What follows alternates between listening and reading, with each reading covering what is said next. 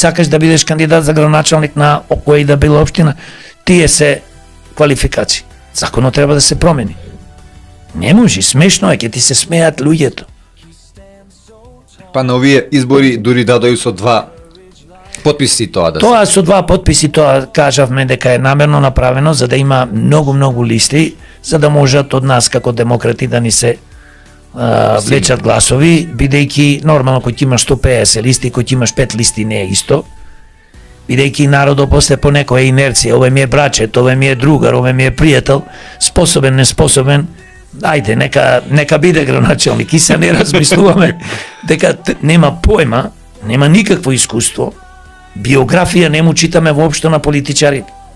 Чекај последните барем 20 години. Види, младите луѓе треба да влезат во политика, бидејќи се разбираат, тие ќе водат во иднина, но не може 25-то годишно дете да биде премиер на држава. Не може 29 годишен човек да биде градоначалник на град Скопје на 500-600 илјади жители со средно образование. Па ајде еднаш да расчистиме овие работи. Политиколог. Тоа значи, знаеш како научени се тие, малце да лажат, малце поќе да лажат и после на крај ептен лажат. Тешко нас, ако вака продолжиме, затоа се бориме ние како демократи, да ги промениме овие работи, да промениме закони и, како што реков, изборниот закон, и кривичниот закон, и многу други закони.